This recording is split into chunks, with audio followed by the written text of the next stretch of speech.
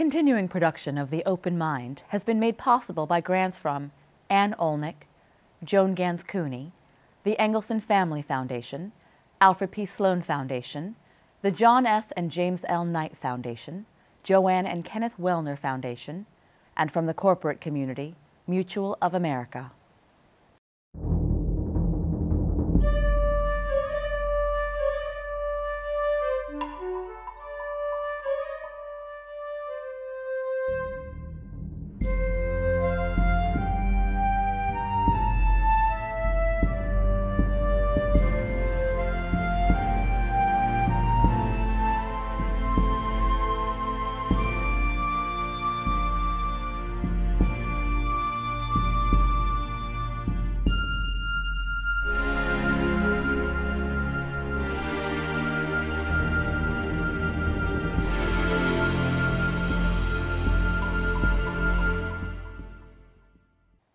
I'm Alexander Heffner, your host on The Open Mind. The merit of history. Today we debate the value of Confederate monuments. What do you do in these precarious situations that so often incite racial, ethical, and societal dispute, confrontation? Well, today joining us is Vann Newkirk, correspondent at The Atlantic magazine. We'll explore the future of American monuments from Lee to Jefferson, from Washington to Grant, and yes, on the $20 bill, from Jackson, perhaps, to Tubman. And I want to thank Vann for being here today. Thanks for having me. You've written extensively on the memorialization of American history. And just in the last few months, you've been from Los Angeles to Charlottesville to New Orleans, where there's a different appreciation of what it means to be American, based on the geography, based on the history. How has your reporting informed the way we should look at the controversy surrounding the Confederate sites? One of the things that I did in those trips was something I didn't see other reporters, other outlets really thinking about, was how did the population in Charlottesville, the black population there, how they think about the statue, how they think about the protests and the aftermath. And I think when you have a community that has historically been, they've had cross burnings in Charlottesville, they've had the Klan, has always had a massive presence, but nobody really goes and says, okay, what do black people there, how does the return of this historical demon for them, what does it mean for them? And when I went there, I found that people had long-standing objections to the statue, to the Robert E. Lee statue in now Emancipation Park, that they had long-standing sort of issues with how the city, how the state memorialized the Confederacy, but those concerns hadn't really been heard. And those concerns were only sort of the surface level of deep complaints about inequality in the city, about sort of the racial justice, social justice issues that still aren't being talked about in Charlottesville, how people in the city were being displaced outside by the university, by downtown. And so in the travels, including going to New Orleans and talking to people who had just seen their statues coming down, I think really we should do more to focus on the communities of color, the disadvantaged and marginalized communities who are, I think, who have been fighting against these statues for a while. And then we can sort of have the real conversation about what statues mean, what they memorialize, and how over decades they've been used maybe to celebrate not just the Confederacy, but the enduring legacy of the Confederacy. I think the mayor recognized that there was a long-standing trauma associated with those monuments. Is that what you reported and experienced? Yeah, that is exactly how I would describe it, as a long-standing trauma, but not just, it's not a wound that hasn't closed. It's a wound that keeps getting opened back up time and time again. So I don't think people think about voting rights, for example. So voting rights, we think that the Voting Rights Act in 1965, it actually gave people the right to vote, and they've been voting since. That's not true. In the South especially, there was a guerrilla war almost against black folks going to the polls. And so people, they waved Confederate flags. They rallied around Confederate statues when they were doing that. And those things bring up real memories, tangible things in the minds of black people. You don't have to be that old for them to bring up those type of memories. So there was a massacre of labor workers and socialists in North Carolina and Greensboro in the 80s by the Klan. Like, that's not ancient history. It's things that have happened to people who are alive and who are still working and doing things in the community. So it's an ongoing trauma. The critics of a so-called sensitivity would appreciate or urge us to appreciate the collective history of the United States, which was of unity and at a point disunity, and as you point out, Vann, long-standing exacerbated disunity even as we unified. I found it interesting that folks were commenting about Washington and Jefferson, and what about Lincoln himself, whose policies could not be fully realized, but to the extent that they were realized, they did not emancipate to the fullest extent, and Reconstruction was the continuation of economic enslavement that marked all American history through LBJ and beyond. So to me, that history is really important. Does that history carry a lot of weight to the folks in these communities? Well, I think unwittingly, people who are saying, where does it end, right? Where does it end? Does it end with Lincoln? Does it end with Washington, Jefferson? They are unwittingly calling for what I think needs to happen, which is complication of history, which is people really thinking about who the heroes of the story are and realizing that heroes don't necessarily, they're not always 100% good the way we like to lionize them. So I think what's important about considering Lincoln, Lincoln was the great emancipator, and there are statues of Lincoln as the emancipator in the United States, but Lincoln also had, it took him a while to get to that point, right? He wasn't always for abolition 100%. And so I think actually studying Lincoln, studying his evolution as a politician is important for understanding today's society, how it hasn't quite made the same transition all the way. What really we need to do as a country is to re-examine, constantly re-examine and think about history and the usefulness of history and the use of history. I think what's really been happening is we've had this we've created almost a myth of the Civil War, of the period after. We've created a myth of the Civil Rights Movement. And those things actually sort of hamper our ability to really consider the role and the legacy of these events that are happening today. So, you know, we have housing segregation. Why does it exist? Because there was pushback against the Civil Rights Movement. Because since Reconstruction, like you said, there's been a pushback against the inclusion of black people into society. And there have been black people who have fought against it. There have been people on both sides who fought against it and for it. And we should really do our best to consider them as humans, as people who are complicated human beings. Do you differentiate between the monuments that were created pre-Reconstruction, even pre-Civil War, honoring slaveholding or racist individuals, and those that were constructed purposefully to incite violence? And the mayor, we mentioned him, Mitch Landrieu, in his speech, and others have identified the reality that many of these statues were constructed to further intimidate people of color following the Civil War. And so when it comes down to looking at this and asking yourself, well, which monuments that are erected do you take down?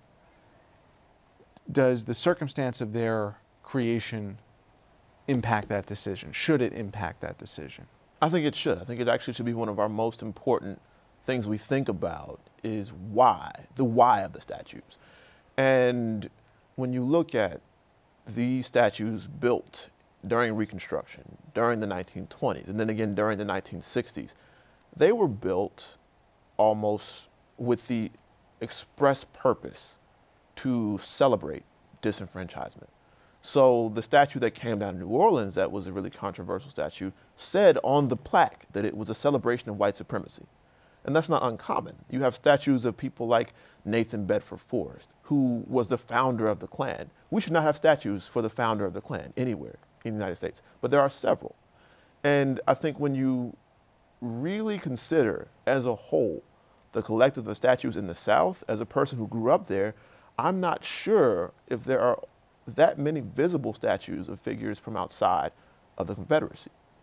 And most of them came during this time of disenfranchisement. So that should be our primary consideration with these is the why. And I don't think people really dig into the why. They say, oh, it's heritage. It's my heritage. And I'm sympathetic to that argument. Heritage matters. But also, people don't build statues and they don't celebrate histories and heritage that they don't want to. And It's so about the ownership. It's about of the that ownership of it. heritage. And In the case of Baltimore, the Supreme Court Justice Roger Taney, who ruled in Dred Scott, which is arguably the most dehumanizing Supreme Court decision in the history of constitutional law, the mayor decided in the dead of night to avert protest to remove the statue. Good decision? I think it was a good decision. I think you can choose to celebrate a person who enshrined in American law that certain types of people weren't actually people and were property, or you can choose not to. And the mayor's an elected official. That's representative democracy in a way. In other places, it's not so easy, though. And so there are states where you can't pull down statues if you don't have the state's permission, where states like Alabama have actually moved very quickly to protect statues against it. And I think they are on the sort of other side of the pendulum there, where you are blocking popular sovereignty. People say, okay, let these areas, let the people decide if the statues stay up. And the cities where they've come down, those people decided. And I think states should allow those people in those cities to do as they wish with the statues. The descendants of General Lee have actually gone on the record saying, we don't own this history, take them down, we're not going to be offended. Do the supporters of the Confederate history uniformly sympathize with what would be the modern day politics of the Confederacy? Or is it my brothers and sisters, my parents, my grandparents spilled blood, and these statues represent the blood that they and the sacrifice that they made in what was, between North and South, ultimately salvaged as a union? So my question, bluntly, is, do the supporters of the Confederate statues, do they sympathize with the familial heritage or a political heritage? My answer is that it's complicated, and it's not always one thing. I don't think that supporters of statues to a person would be supporters of the Confederacy. And I think lots of them are saying, okay, the Confederacy was bad, or slavery was bad, but we should still keep these statues up to remember the bad. And there are situations, I'm not sure if you're familiar with what happened to Lieutenant Governor of Virginia, Ralph Northam, when he came out in favor of getting rid of Confederate statues. The Republican Party on Twitter, they said something about him denying his heritage. So it is something where people in the South have this complicated relationship between really considering their heritage and really thinking about whether it's heritage or whether it's a celebration of politics. So I don't think, there are lots of people who genuinely believe, okay, this is heritage. These are my family. These are my family being represented on these statues. And then maybe their actual names on the statues. but they may not be considering the fact that the statues weren't necessarily erected to actually honor their family members.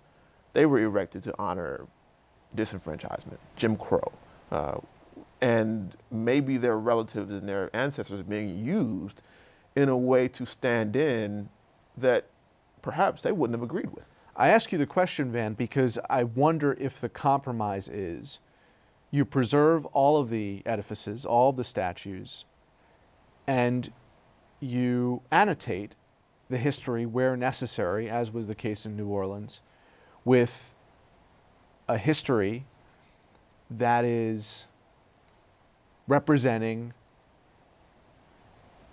the contemporary American culture. If we can come to some agreement on what that contemporary American culture is, would that be a constructive approach? Yes, but I am not sure that we've grasped how people have been trying to do that for decades. So Vice President Pence said that he's in favor of putting more statues in place, right? I guess that means putting statues of black people, putting statues of Union soldiers, putting statues of people who've built on progressive policies in the country. But people have been trying to do that for years. The NAACP across different states have been trying to put up statues of civil rights leaders. I don't know if people remember, but when there was a push to have Martin Luther King's birthday celebrated, there was a big pushback. Dick Cheney voted against it. Right. There's people in politics today who voted against it, who pushed against it. And it's even more prominent among Southern state governments. People who voted not to have MLK Day, but to have Great Americans Day in their state, or to have Jackson and Lee Day, like in MLK Day. So there was a big argument over putting a statue of Arthur Ashe in Richmond among the row of statues of Confederate leaders there. And so we really have to go back and dig through all these times when people try to do just that. They try to celebrate contemporary American history. They try to celebrate what makes us come together and what unifies us. How do we reunify? I think a good first step would be to go back and listen to those folks. You have people who are putting together movements of different groups of people. I would say NAACP has been trying to do this for years, and they've been smeared for doing it for years. You have groups like the Moral Movement in North Carolina, where you have lots of people coming together across not just political spectrums, but race, geographies, and other different groups. And they're saying we are together, we're building a common politics and a common ethos. And those groups have been around. They're not just coming out of nowhere. We just have sort of marginalized them as a country. If it were just symbolism, we might be able to reunify and transcend this difficult patch in our history, which has been described as a civil war in discourse or politics. But I think you're pointing out that it is far more than symbolic. Right. To my mind, you take the case of the $20 bill now, and we don't know what the outcome is going to be if Andrew Jackson, in some form or not at all, will be replaced by Harriet Tubman. That plan had been ratified by the prior administration, and now there's some discussion from this Treasury Secretary of this administration. Those kinds of disputes further engulf us in the culture war of this era, which is not it's not simply reproductive rights, abortion, death penalty, capital punishment. It is something more injurious to our souls. Why can't we say we keep half the bills Jackson and we keep half the bills Tubman? Because that would not satisfy the activists. Would that satisfy anyone? I think. I can't say, Vann, that it would satisfy me. Mm-hmm. I would have to give it much more attention. But where can we find the common ground if we can't accept that, yes, Jackson was a president. He was imperfect and immoral on some measure. Harriet Tubman, on the other hand, people can't look at her from that lens of immorality. It's confounding because there is a qualitative difference between these two individuals. One can potentially be viewed more as a heroine or heroic wholly than the other. But does that mean we erase Jackson? Well, my counter question, and it's rhetorical, is let's go back and look at who was on the bills in the United States before it was the United States. We had, our coins were minted with pictures of the king. And did we say when we replaced coinage with pictures of King George with paper notes with faces of our founding fathers on them, did we say we are erasing history? We knew we were erasing history, and it was purposeful. And what happens with history is not an edifice that we build and we can't touch anything in the walls. History is a tool for creating, just like you're saying, our collective ethos. It's what we emphasize in order to build the common now Americanness. And so when we're talking about erasing history, yes, some things do get erased. Some things do get marginalized. Some things do get reconsidered. There was a point in time when Andrew Jackson was considered to be unambiguously a hero. There was a time when the relocation of Native Americans under his watch was considered to be something good, where we thought about the Trail of Tears in terms of cowboys and Indians movies, where people wanted to be the cowboys, right? That was not controversial for most Americans until very recently in American history. When you think about history, it's not a dead thing. It's not a thing where you just compile. It's not a timeline of events where you compile things over years and years and years. It is really, you curate your history in the way that you think best defines what it means to be an American. And so we're at the crossroads now where people really are saying, okay, these Confederate statues, they were erected as ways to build a history that celebrated Jim Crow, that celebrated the Confederacy. And now there's finally enough momentum and inertia on the other side for people who've been fighting for decades to say, no, we disagree. That's not what makes America American. And now I think we're really in a place where we can sort of, as a people, and it's not going to be an easy, it may not even be a bloodless process, but it's an important process. And I think it's as important as our decision to create a new nation where we didn't use pictures of King George on our coins anymore. It's very important for us to reconsider, to think about who has a voice, to maybe get rid of the statues and replace them with statues of people who we think actually represent America as it is today. And that's an ongoing process. History is a process, and we're in the middle of it right now. Well said. My contention would be to play devil's advocate, even though I agree with virtually everything you said in terms of history being a process.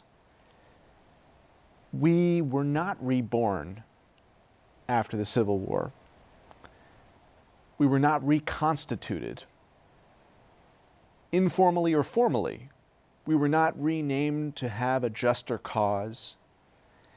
And therefore, Andrew Jackson, and maybe even if we had been renamed, Jackson would hang in the Oval Office today under a current philosophy or administration. But to me, that's the difference between King George and Jackson, insofar as we are still perfecting that union, and Jackson can resemble the betterment or perfection of that union to still apparently a significant portion of the electorate. So to go back to that question, now that I've thought about it a bit more here with you, I would say speculatively, prematurely, that I don't think if Steve Mnuchin, Treasury Secretary, decided we're going to go half and half, I don't think that would be a bad outcome. Versus eliminating Tubman completely, which is a possibility. Well, I think that's probably better than eliminating Tubman completely.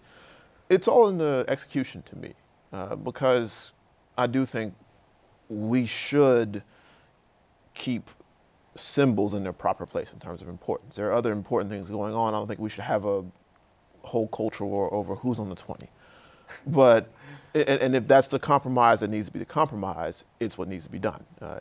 If it's the most expedient way to get this thing done and to actually reconsider Jackson's role and to highlight Tubman, go for it. But it is that symbolism, Vann, that I think, and tell me if I'm wrong, animates the identity politics that bolstered both campaigns in 2016, and that in the upcoming 2018 congressional contest, I don't think that will be absent. I think you're right. And it's interesting thinking about Jackson and Tubman as the sort of opposing avatars here of politics here. And you're right. There are going to be lots of people, if you get rid of Jackson, who have expressed displeasure with that move. Now, you could say the role of a politician is to make those folks happy. It's to not make them unhappy. It's to make as many people happy as possible. And I think there your compromise, although I'm not sure it would make anybody happy still. Was it not the symbolism of President Obama's election that really did galvanize a cultural shift and move towards a modern liberalism that is now being challenged in some way? Yes. I think we'll look back in history books and see Obama's election and presidency as a turning point. It's up to Americans now, I think, to decide which way that turning point will face. Because we've seen in history, after the Civil Rights Movement, we've seen after Reconstruction, there's always been backlashes against politics moving a certain way. And again, it's up to Americans to decide which way the backlash, when everything settles, which way it goes. Vann, this has been a riveting conversation. I hope you enjoyed it. I did too, and I hope those listeners and viewers out there got something out of it. Thanks. Thank you. And thanks to you in the audience. I hope you join us again next time for a thoughtful, philosophical excursion into the world of ideas. Until then, keep an open mind. Please visit the Open Mind website at 13.org/openmind to view this program online or to access over 1,500 other interviews. And do check us out on Twitter and Facebook at Open Mind TV for updates on future programming.